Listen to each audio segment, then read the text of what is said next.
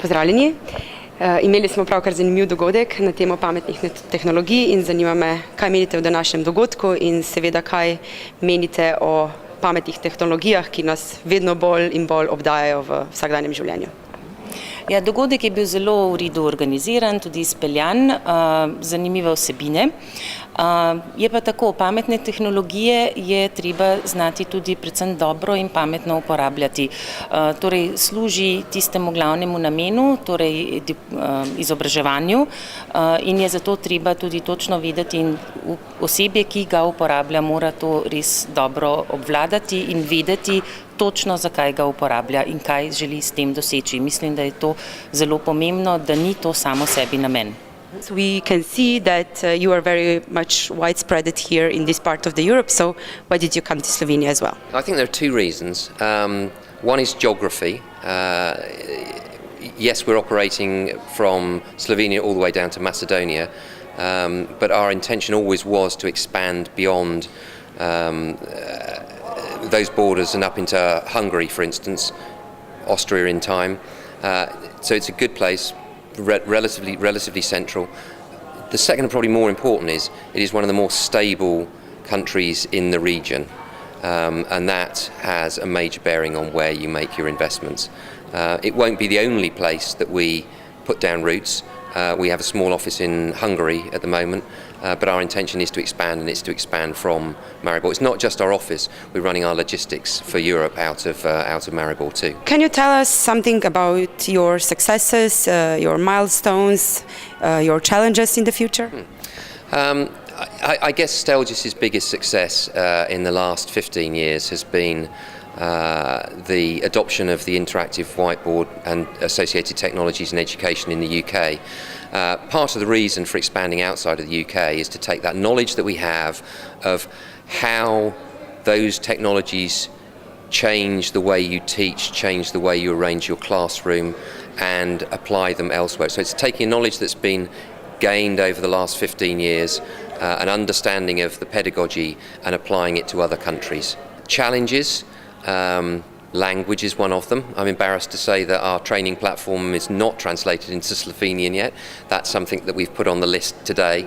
Cost is always going to be an issue. It was in the UK. It is elsewhere in the world.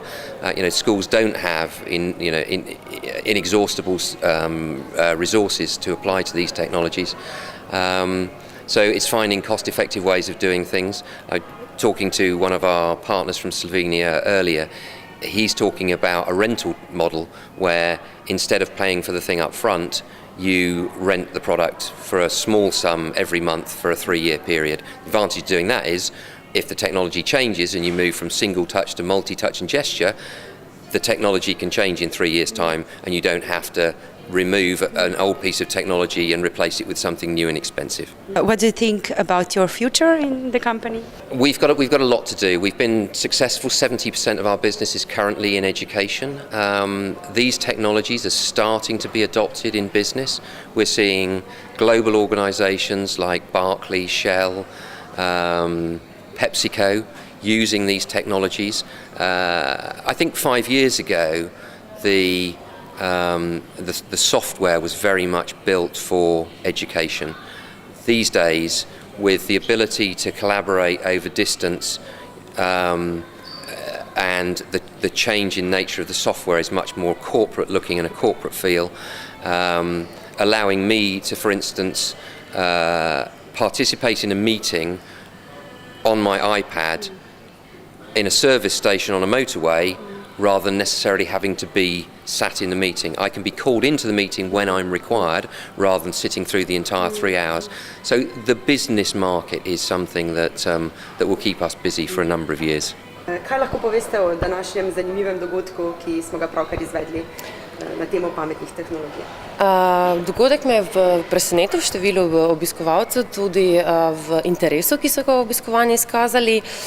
Menim pa, da je pomembno, da se ozavešča pomembnost te tehnologije, še posebej v izobraževanju, v šolah.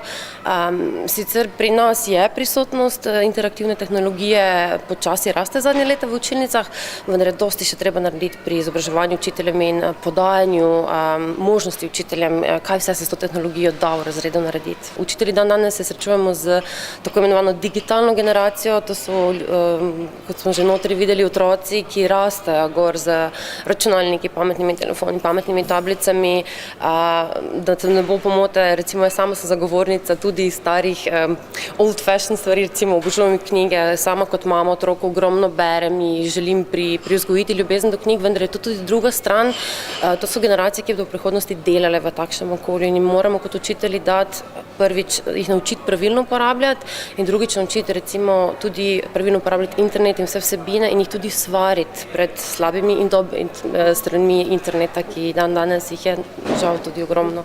Meni osebno, sama sem poskušala različne table in različne tehnologije, kar je pri smartu meni osebno zelo všeč, je zelo intuitivna za uporabo, tudi ostali učitelji se s tem strinjajo, zelo enostavna in pa ti nudi, jaz rečem, da je to moj peskovnik, pa moji lončki in moje lopatke, kjer lahko jaz svojo domišljijo ustvarjam in učencem nudim zanimivo, v bistvu jim snov podam na zanimiv in pa poživljajoč način. Za nami je uspešno izpeljan poslovni zajtrk, ki smo ga organizirali na temo izobraževanja smart tehnologij. Povabili smo podjetje Stelges, ki je angleško podjetje, ki uspešno deluje v Sloveniji in širši regiji.